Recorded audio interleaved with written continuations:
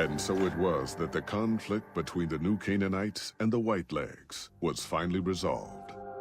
The courier's involvement had tipped the scale, shifting the fragile balance of power. With Daniel dead, the Whitelegs soon overran Zion and drove the Sorrows and Dead Horses from the valley. The Whitelegs plundered all of the pre-war buildings the Sorrows had marked off limits. Their squalor an affront to Zion's natural beauty. By year's end, little trace remained that the Sorrows had ever made the valley their home. Having revered Joshua Graham as a living legend for so many years, the Dead Horses found it difficult to accept his death.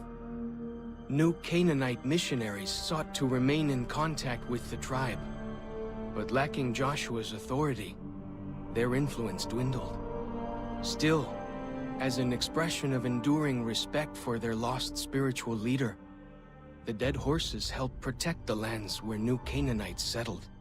As generations passed, the Dead Horses came to worship a spirit of the land, a harsh spirit of divine justice. They called it Joshua. Already weakened by several seasons of bad trading, the Happy Trails Caravan Company was devastated by the failure of its expedition.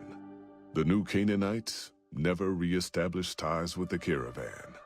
Their experiences with outsiders near the Great Salt Lake and in Zion had been far too negative. Within 6 months, the Happy Trails Caravan Company was bankrupted and dissolved.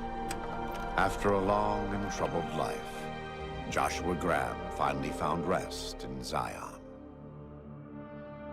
In the end, his unswerving militancy had accomplished what the NCR's finest sharpshooters and Caesar's wrath could not. The New Canaanites took comfort in the belief that their brother's soul would again dwell in Zion at the end of days. In the shadow of Daniel's death, those Sorrows who survived the assault on Zion Valley mourned his loss, as was their custom. Word of Daniel's passing reached the New Canaanites several weeks later.